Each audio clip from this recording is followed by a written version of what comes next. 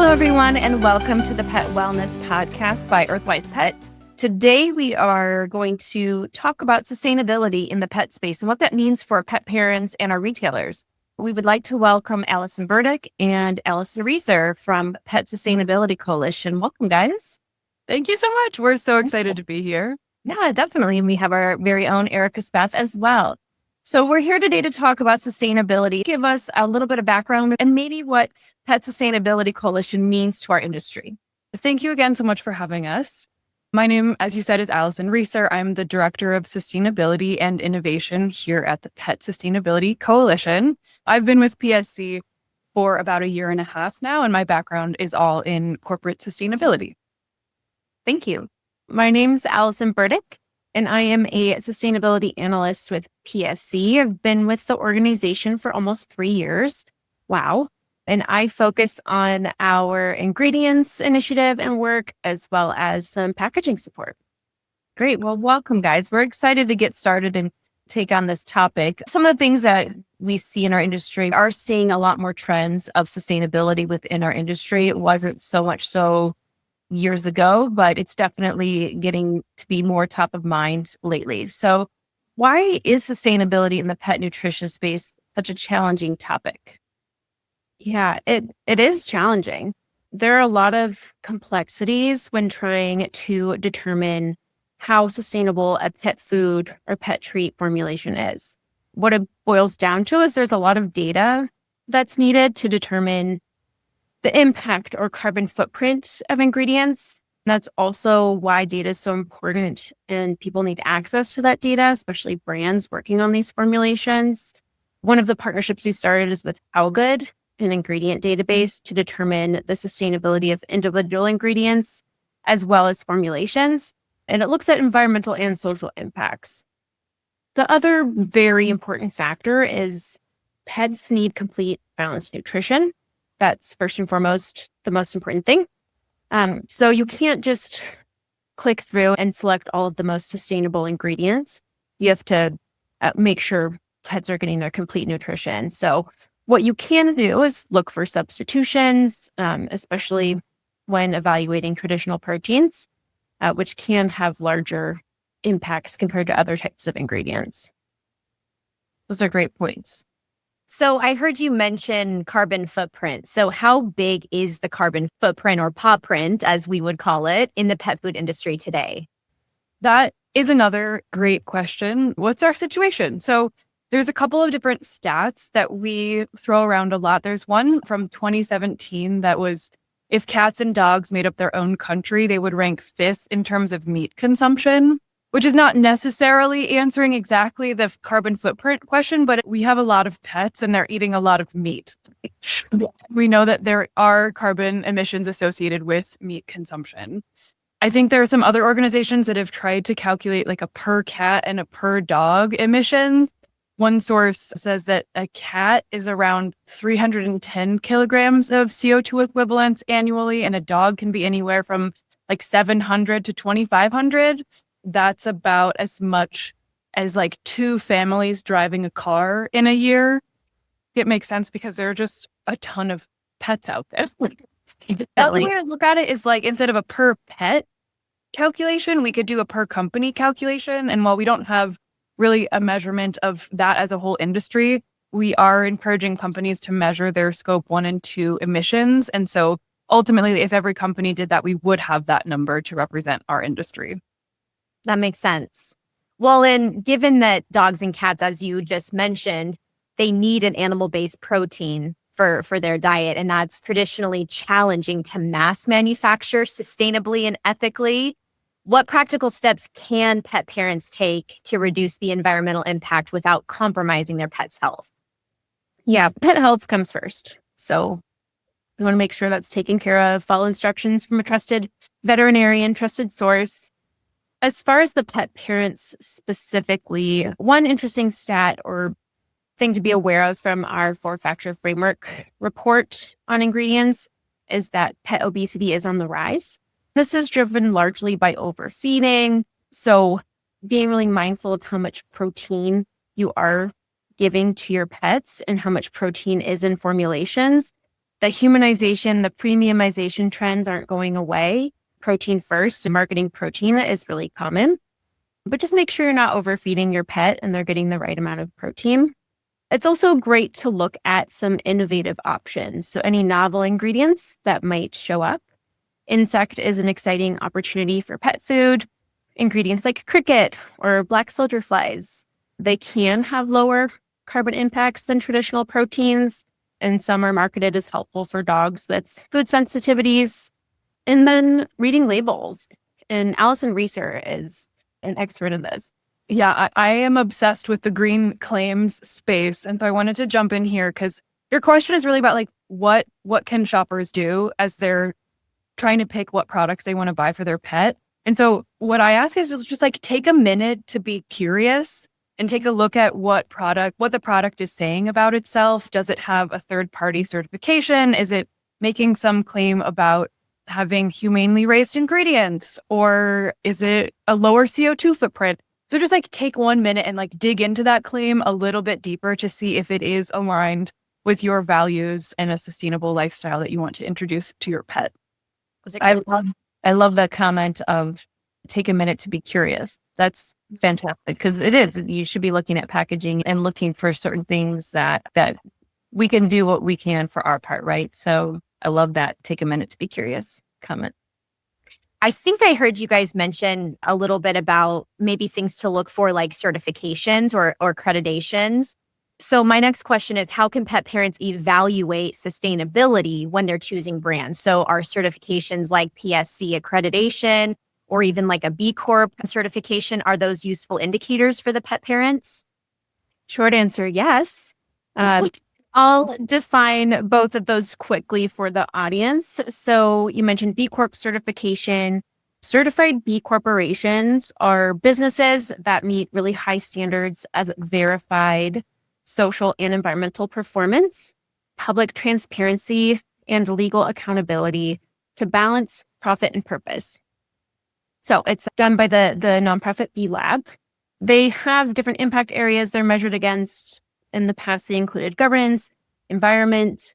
There are new standards that were just released this year, so a lot of developments happening. PSC accreditation is the only accreditation in the pet industry that measures and verifies sustainable business operations.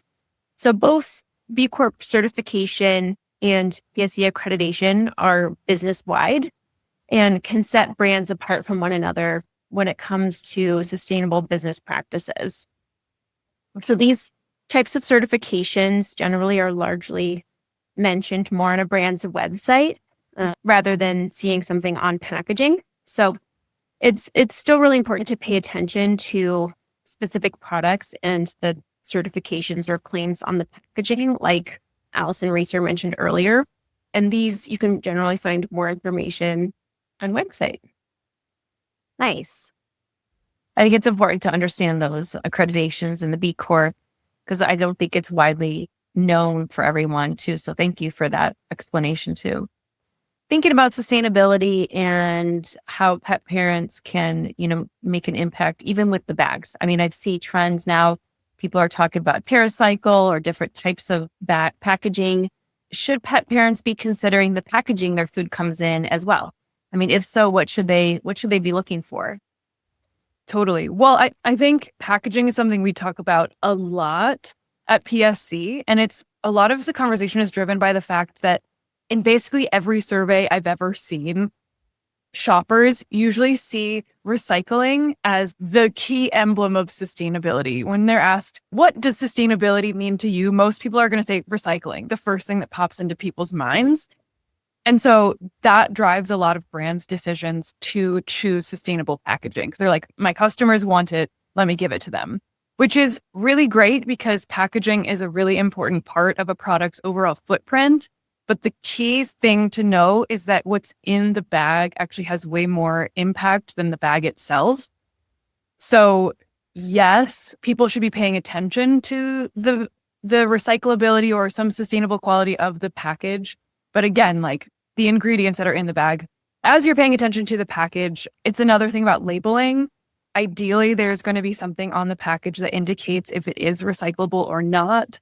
The How to Recycle logo is one of the key ones to look out for.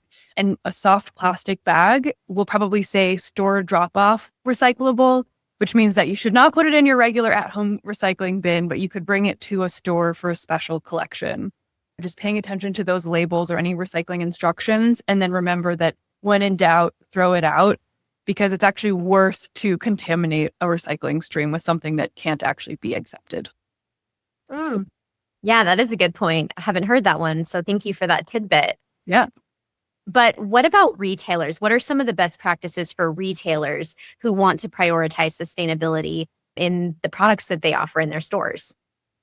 Yeah, retailers are really key in bringing sustainability to the pet industry.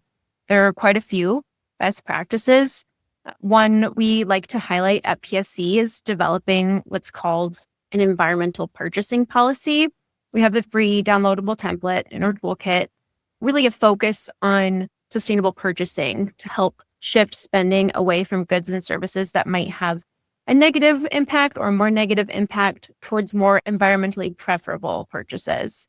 So preference would be given to products or services that conserve resources, reduce energy and emissions, use less virgin materials or conserve virgin materials, are recyclable. It's a really great foundational policy. You can also make a lot of product selection actions. So identify what sustainability means to your private label brand or your consumers. Identify products that meet your market needs and growth strategy, but also look at sourcing sustainable brands and products. And we do have a list of PSC accredited brands downloadable on our website as well to just help begin the search. Packaging, like Reeser had mentioned. Yeah, and I think just to add on to that quickly, I think, as I mentioned, the store drop-off recycling for bags is a key opportunity for retailers. If you have the space on the floor of the store to put some sort of flexible plastic recycling bin, that is an awesome opportunity. Because ultimately, we hope that material can become curbside recyclable. But in the meantime, it's a great option to drive traffic to that store. I also just wanted to call out, too, that some of the things that Allison Burdick was just mentioning, EarthWise is already doing that a lot in the stores. Like there's already certain standards of stuff that needs to show up there. So I just want to commend you on that work. It's awesome. Oh, we appreciate that. Thank you. Yeah. I know sustainability is great and we all want to try to achieve as much sustainability in our products, but the affordability aspect sometimes is a big factor, right? So how can retailers strike that balance between sustainability and affordability for their customers? I mean, one day I hope that, everybody gets rewarded for being more sustainable, but sometimes it comes to a premium at a cost, right? So what might help be that balance? Yeah. Totally. I'm really glad that you asked this question because it is a core challenge of the work that we're trying to do. Because, a lot of times a more sustainable option does cost more for a variety of reasons. But I quickly wanted to describe the landscape that we're in. I don't think it's totally mutually exclusive. It's not like there are sustainable products over here that are all more expensive than a separate bucket of unsustainable products that are all cheaper. I think there is an overlap. Because sustainability can show up in so many different ways for different products. It doesn't always have to be at a premium. I think ultimately giving customers options right now is the best advice we have for retailers to strike that balance between sustainability and affordability. And I think that it's important to know that the brands are working on it. And one of our challenges as an industry that the brands have a role to play in and the retailers definitely have a role to play in is just communicating that good work to the end consumer. Again, we keep on coming back to green claims, but that's so important to just use the store environment to help customers understand what is a sustainable product and help them make that decision of, am I willing to pay more or am I not willing to pay more? And that's okay because XYZ.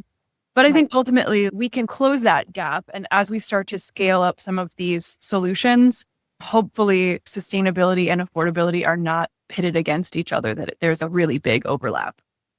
I love that. So obviously we've been talking about this. The whole theme of today is EarthWise and our family of brands, we carry a lot of brands and companies that do have great sustainability practices within their company and their manufacturing facilities. So off the top of my head, preparation for this, there are many more, but I was thinking of a few of them that I would like maybe to dive into just a little bit more. If Allison or Allison, you can help us out. Earth Animal, Nulo, Open Farm, Ziwi Peak. Those are all brands that kind of come to the forefront of my mind as brand partners of ours that have been going above and beyond doing sustainability efforts on their own accord. So can you kind of explain to us and the audience what might companies like that be doing differently than other companies that are more sustainable? Yes, absolutely. All 4 are PSC members.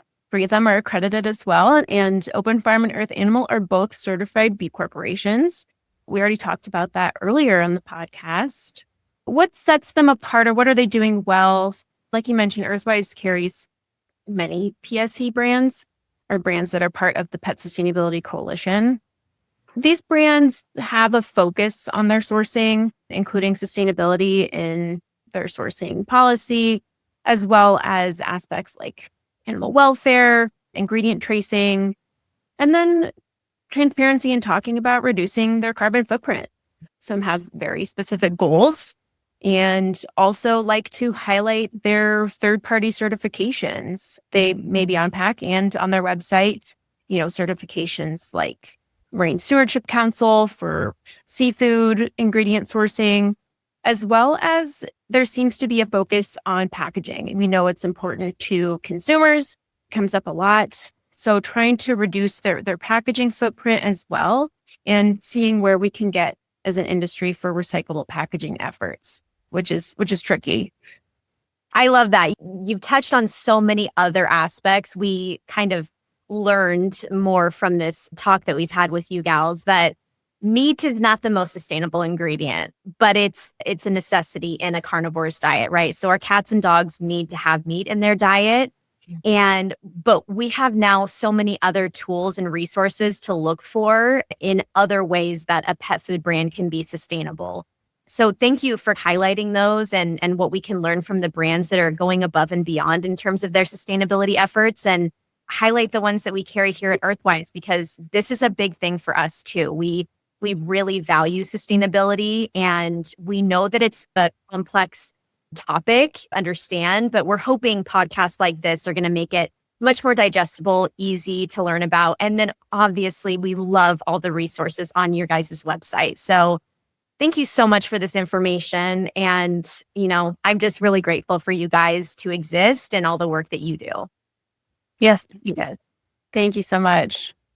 I think too, I know we can end it, but I wanted to just add too that one of the things that sets companies apart is like really embedding sustainability into the brand.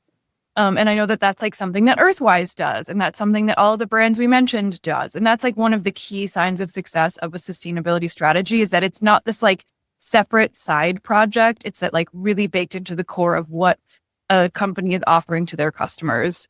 So we love seeing that pop up so often in the pet industry. But then on the flip side of that, I wanted to make sure we reminded companies and people alike that like no one is perfect on a journey of sustainability. And we say all the time that progress is more important than perfection. And so like, even if this is the first time they're hearing the word sustainability, like, awesome, welcome, you're a beginner, be proud of that. And there's like always a next step that you can take, no matter where you are on that journey.